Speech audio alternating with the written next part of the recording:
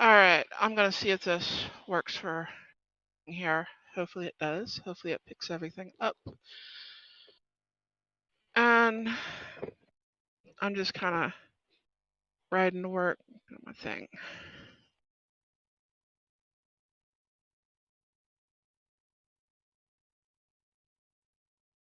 So, because I gotta talk if I want people to listen to it. Gotta start my bike here. So, find neutral. Start it up. Do my thing. Here we go. I want to take it off the kickstand. That would help.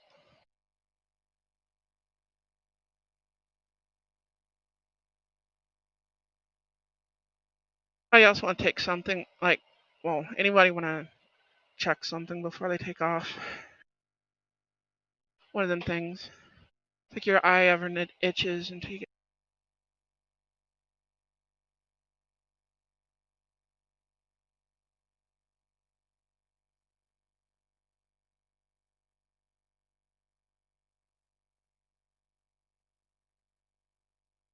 This does.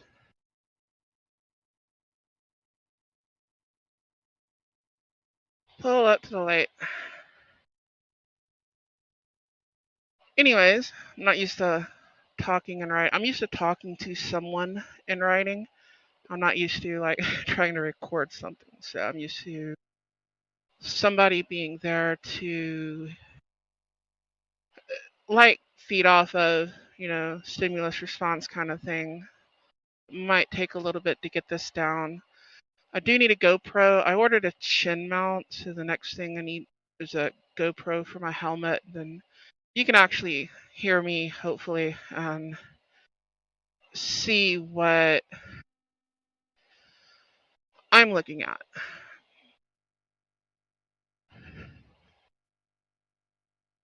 And this intersection is weird because nobody knows which way to go. That's called construction. That's always great. See if that helps. If you're talking, it'll kind of get your what do you call it? Your visor plugged up, all that condensation. But my plans right now are that I want to get a GoPro and put them on my helmet. There's really two things I need for one for each channel. I need a GoPro and I need a stand mixer for my channel. So we'll see what happens. Funding's kind of short. We're waiting on product that usually comes from Russia.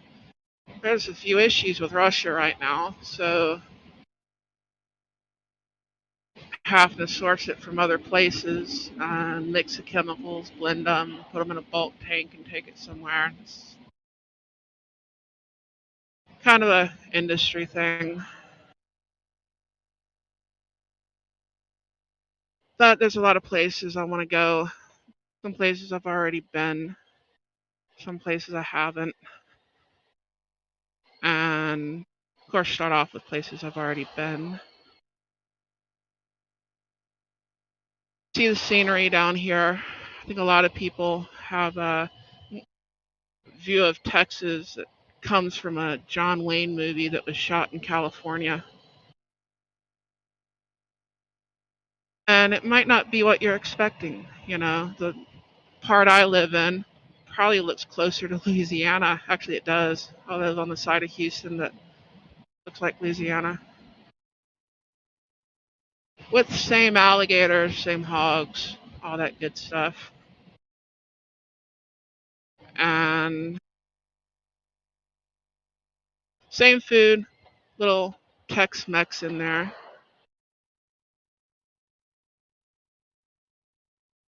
All kinds of different cultures here.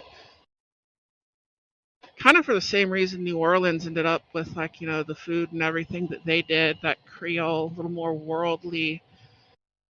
200-300 years ago, there was just major port and and all over the world, people were going there and eating there and trading there. So you have this world influence in the food. Well, Houston, we got one of the biggest ports in the world. We have a huge immigrant population, and well, it shows in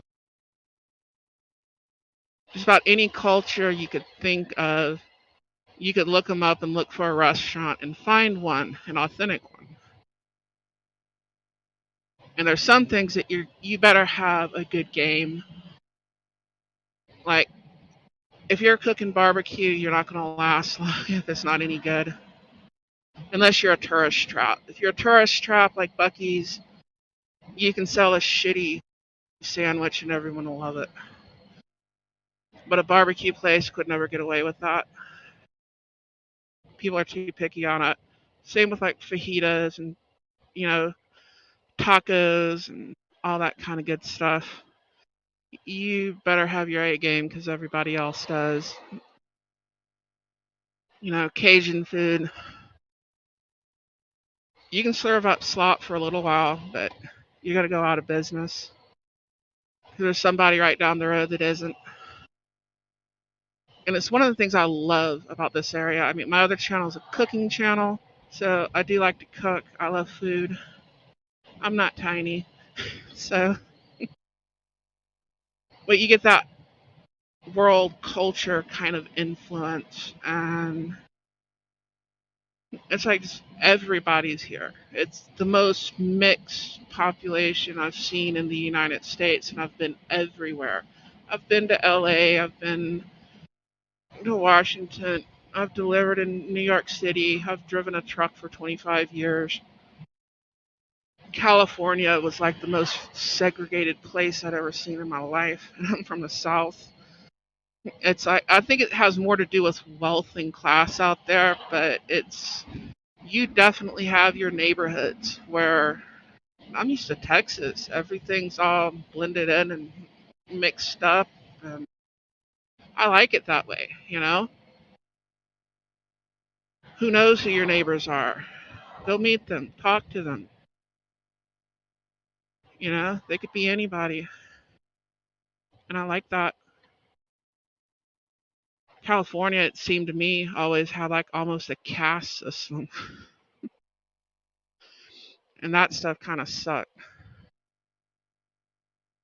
I love Texas. It's got everything here, and I've been everywhere, so I can judge it based on everywhere else. Now, we don't have the biggest mountains. I can show you some really bad mountain grades, but they don't let trucks on them, you know? And of course, we're not going to get the weather of like the Colorado Rockies and stuff like that. That's not going to happen.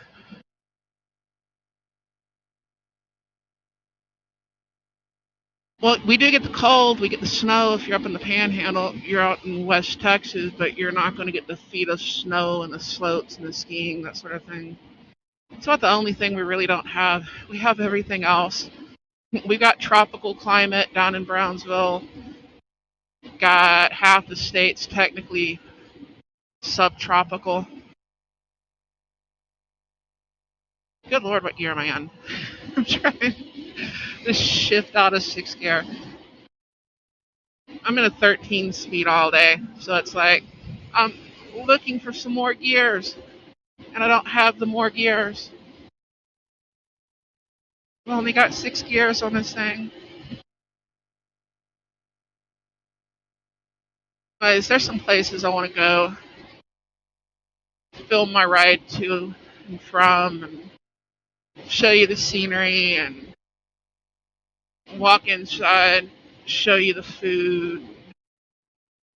I just think that would be awesome.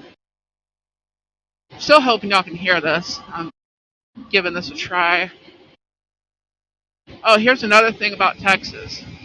Speed limit's 50 and you're not doing 70, they will run you over. If the speed limit's 65 and up and you're not doing 80, they will run you over. Now, the speed limit says 55. You're generally going into a small town, and I would suggest doing 55 because that's how they make most of their money. And it's not the 55 that's going to get you, it's that next sign says 35.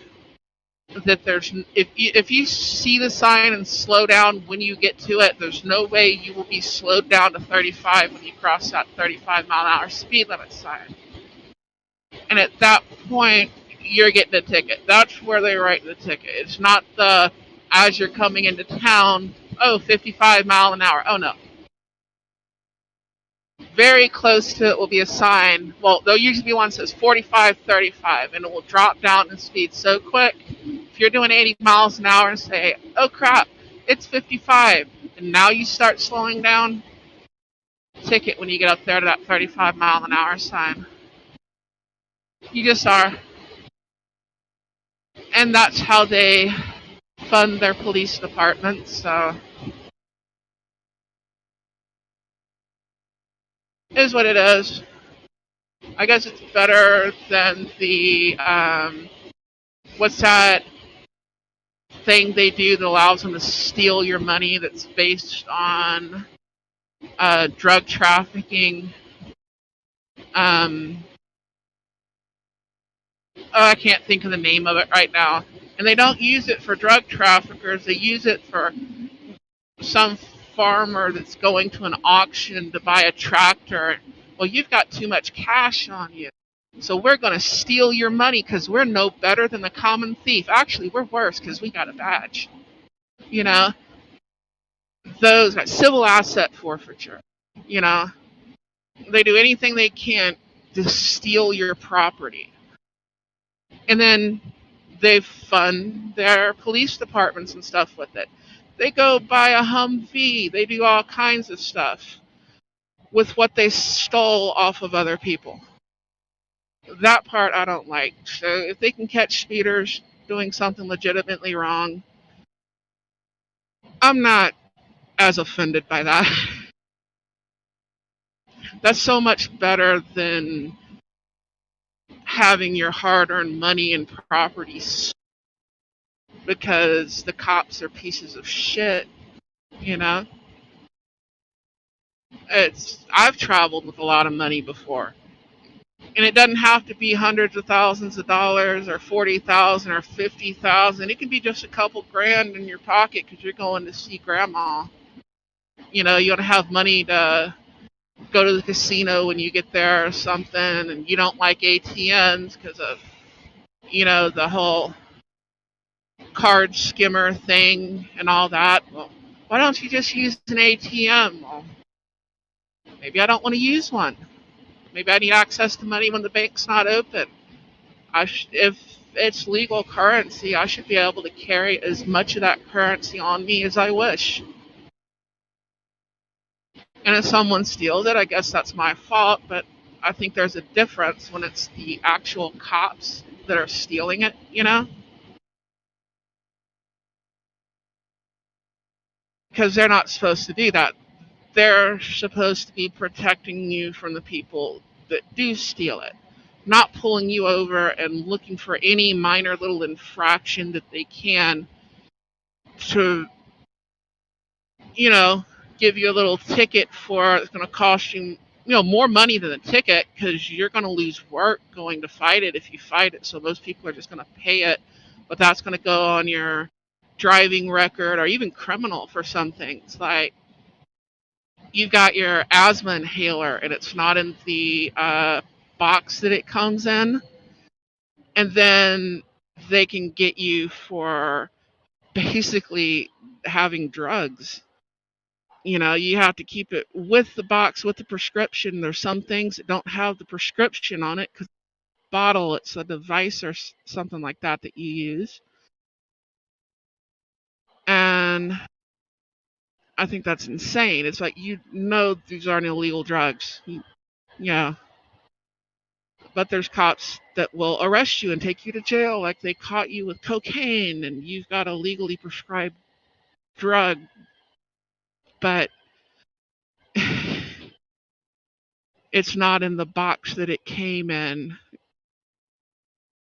you know. and that's where they'll put the prescription thing on it. I don't know, a lot of the cops, they're better than they used to be.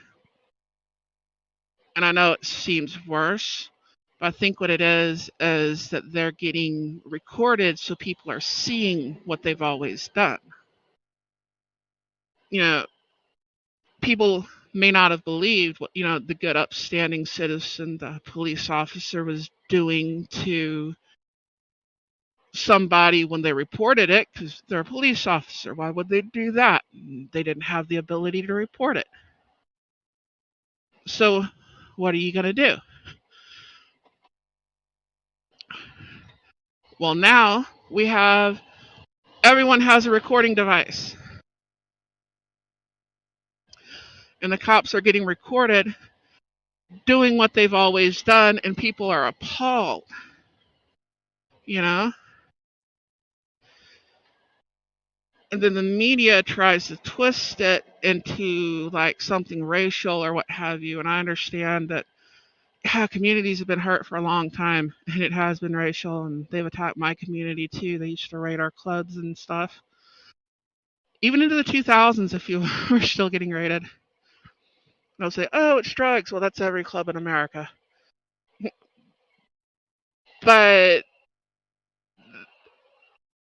they try to divide us so we can never fix the problem.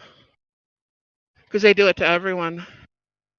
If you're poor and you don't have not even poor, if you're just working class, which means you really don't have the money to fight a case, you might be able to get a lawyer, but you won't be able to fight it. You're just going to plea out, which is what our justice system's based on. It has nothing to do with innocence and guilt, to do with making you plea out, putting the maximum amount of charges on you that you can, and making you plea out. Whether you did it or not isn't really a concern of anyone in our justice system. Whether the case is closed and they've pinned it on someone, that is. How much money do you have is a better plea. You're not really going to be able to fight them, And you think you've got money. You will find out how little $100,000 is if you ever have any major medical, or if you ever get involved in our court system in a bad way. You will find out how little that is and how not very damn far it goes. Unfortunately, that's just the way it is here in this country. Cops are thieves that want to take your guns away. And the side of the spectrum that supports the cops is the one that wants to keep their guns, but it's like they support the people that are going to come take their guns, and then they're going to thank them thank you, officer, I know you're doing your job, which is just bullshit. I don't like bootlickers on either side.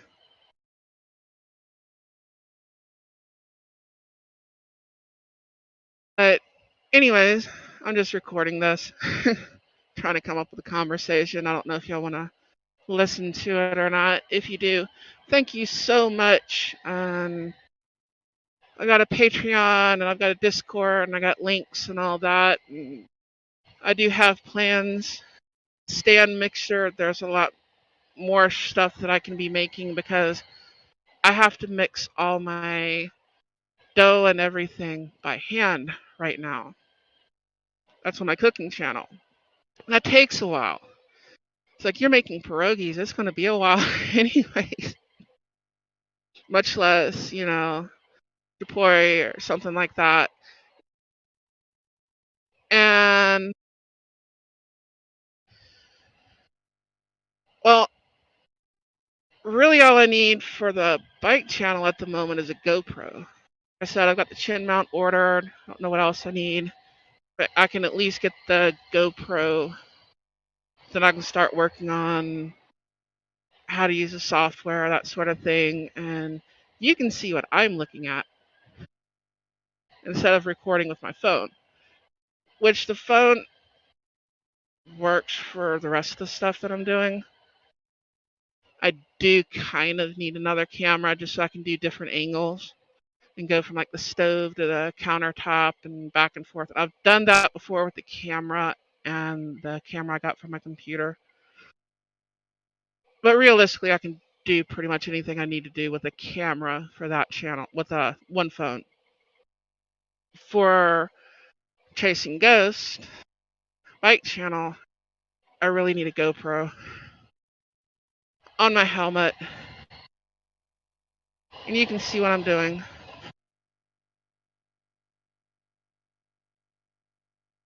I'm in like start and stop, red light traffic, construction, heading towards work. This bike hadn't had its first service yet, so I'm not getting too crazy with it. It's fast enough.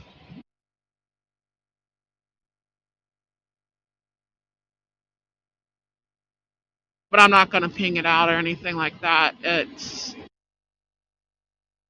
I want the warranty, you know?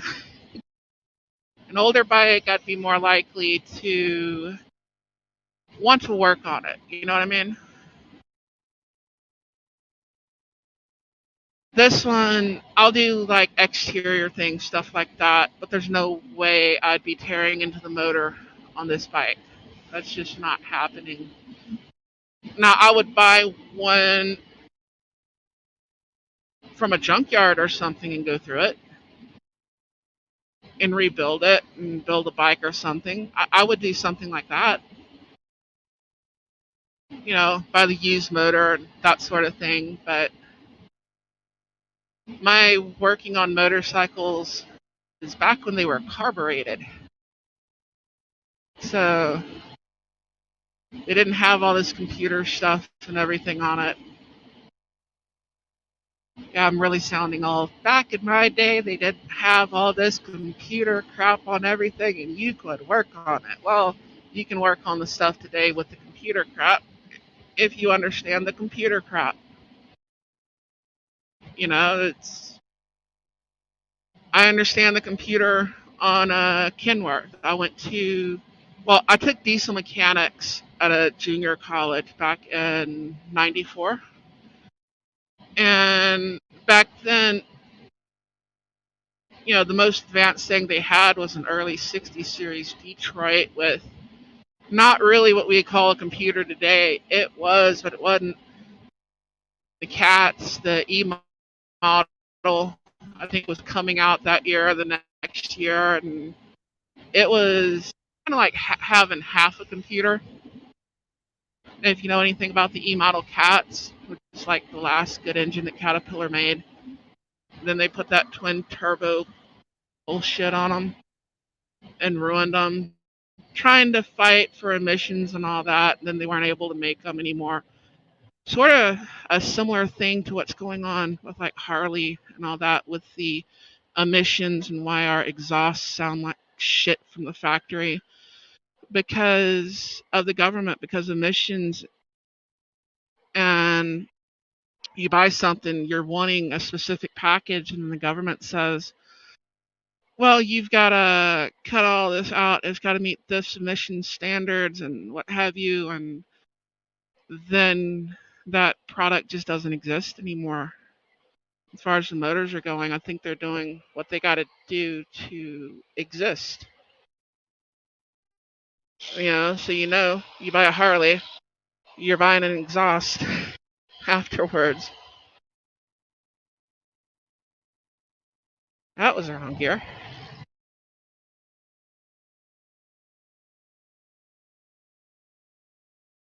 It will take off in the wrong gear. It's not going to stall on you. That is the kind of nice thing about it, and kind of a scary thing. I don't think this is a good beginner bike because you got it in third and you clutch or something. you hit the throttle, this bike's gonna go. It's not gonna stall. Well, the bike will go. You might not go with it. And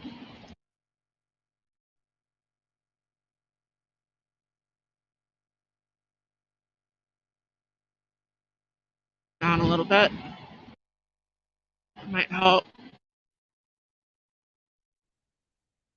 Anyways, I'm kind of learning how to do this.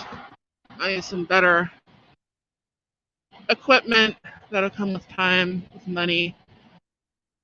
On the motorcycles, I don't need much more on this. I might get like the Memphis shades on the front of this fat bob. If I didn't mention it before, I'm on a 2022 Harley Davidson fat bob. It's got the M8 114, all that good stuff in it. And this bike really doesn't need much more. I might put some highway pegs on it. I've got mustache bars on there and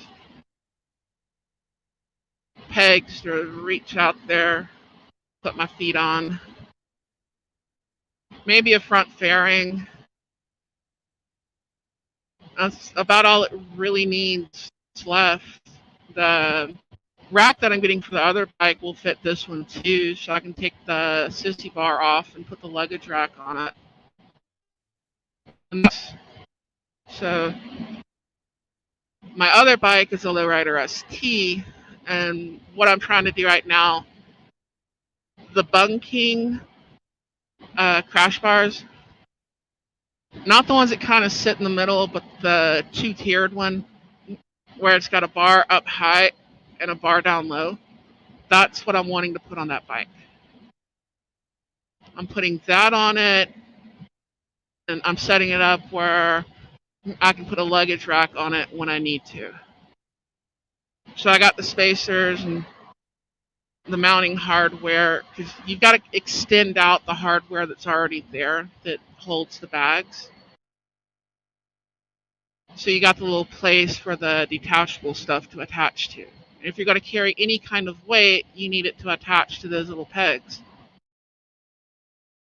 They have some pretty ones that attach to the fender itself, but they don't hold any weight. And I need something in a place where, I wouldn't say overload it, but I would be comfortable putting, like, I don't know, 30, 40 pounds of stuff on it and strapping it down. At least that. So that's what I'm setting it up for. And take the rack off when I'm home, riding it around. You know,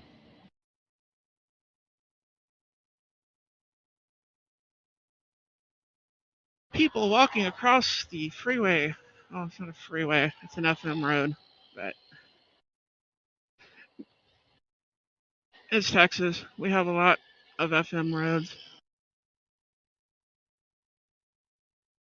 I'm doing the slow race at a light, learning how to turn. And I may be learning how to turn in just a second, hopefully. Ah, they stop. Okay. Yeehaw. Now I have to wait and turn left. Open my thing again. Oh, I found out when it was cold that it gets really hard to feel. You see that button right there? That is really hard to feel to open it up. And everything was just like freezing over. Oh yeah, I'm probably putting those hand guards on here too. I think Memphis Shades makes them.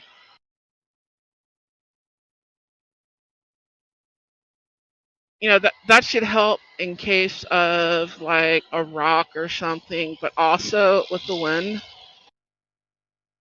I don't know if I go heated grips or not where I live. I may not. But I literally live on the Gulf Coast. The ocean's to my right. And that's some scenery I would love to show you too if I can get a GoPro. Go down to Galveston, have fun, show you the sights. You don't want to swim if you go to Galveston. That's not water you want to swim in. But you can go see the fort. They got some really nice restaurants, stuff like that to do if you go to Galveston. Historic hotels, houses that survived the storm. I mean, it's still beach. You're still going to get a sunburn. Have fun on the beach. Just, it's a port city. That water's dirty. I don't want to swim in that water. I have swum in that water. You don't want to swim in that water. Not in Galveston. You want to go swimming in the water down here. Go down to Corpus Christi. Go down to Padre Island. Go down there. They have stuff that, or they have water that you can actually swim in. Water in Galveston. Well, Kima's not bad either. They imported a bunch of white sand for Kima. But the water in Galveston is, you do not want to swim in it. You do everything in Galveston but swim. Fishing's not bad though. So you kind of want to rent a boat. You got to hit the piers right if you're going to catch any fish.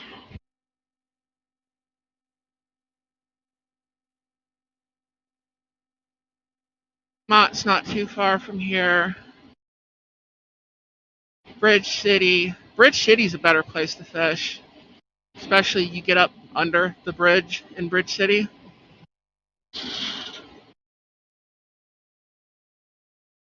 That would be a good place. I just heard a weird noise and I do not know what it is. Hopefully, it's nothing important.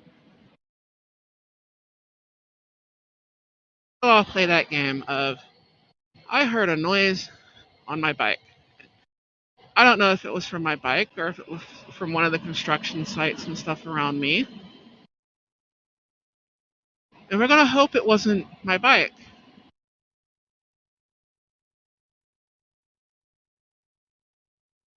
Going to hope and we're going to pray. To whatever God you choose. I'm not picky.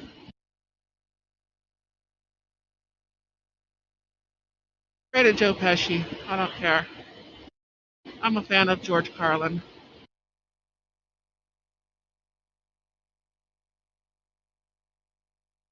Sometimes things sound weird in your helmet. You don't quite know where the sound came. You heard the sound. Don't quite know where it came from. Okay. Press on the brake. Lean the bike. Release, release, release. With the baby curve. Oh well. It's a little bit of fun.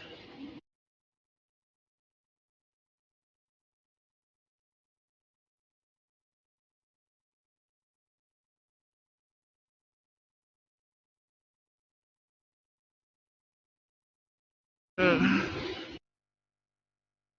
I keep wanting another gear after 6. It would be awesome if I had it, but I don't.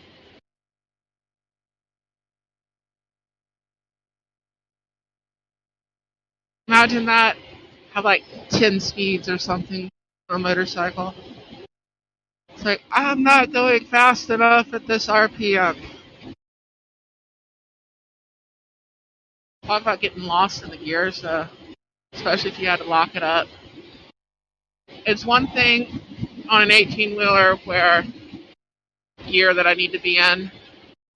So even if I skip a whole bunch of gears, I can pop it out and like, oh yeah, I should be in 4th, or I should be in 7th, or just drop it down to 10th, or, you know.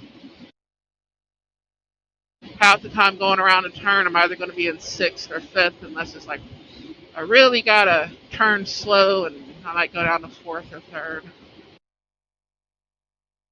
But a bike, you have to go through all the other gears. You can't skip it. So that would be weird. I think they'd have to be automatic for that. Let it do it on its own. What's the fun in that?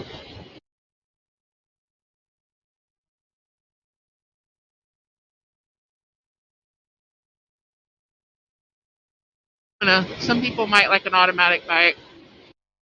There might be a day that I like one. I may test ride one day and say, I absolutely love this. But I kind of like the clunking through the gears on a Harley. That feel. I've heard some people describe it as agricultural or what have you.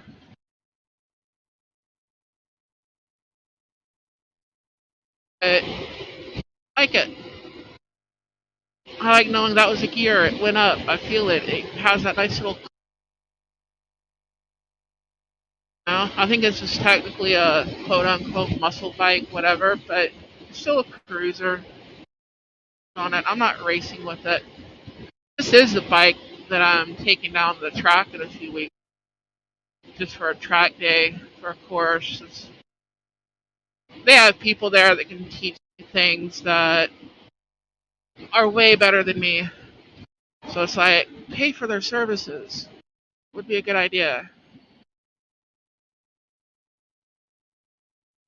But, it's not like a sport bike, the whole crotch rocket thing or what have you. This bike's in its own kind of world, and there's nothing wrong with that. This light needs to change. We go.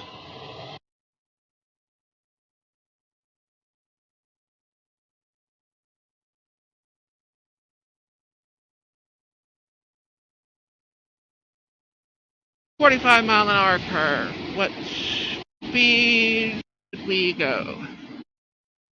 It's definitely not 45. Definitely, that was a rock and that hurt. Okay. Still not 45.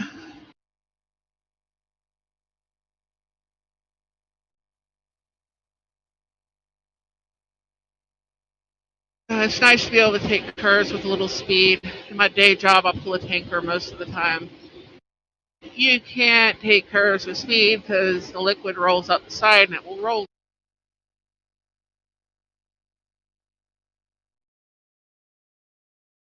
Also nice being on a Harley and all the workers and everything look at your bike and they're like, oh yeah, cool. People going into the plants and stuff, there's a lot of plants and stuff, everything like that around here.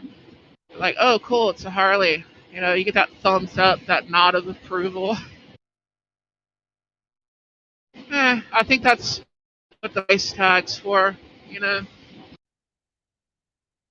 that's why they cost twice as much as they should.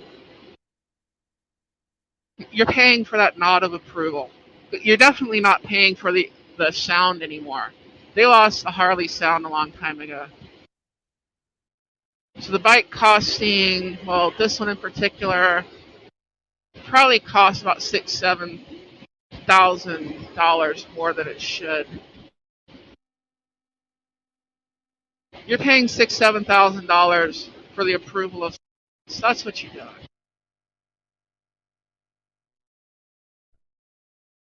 Yeah, that's about it. You can have the same experience on a lot cheaper bike, but it's not really like buying a Peterbilt. Now, I guess it would have some more resale value, just like Peterbilt and Kenworth. They charge a lot for all those things with their name all over their logo, same as Harley. And value, you know, but it doesn't do anything different.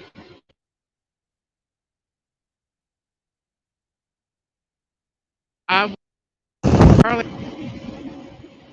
and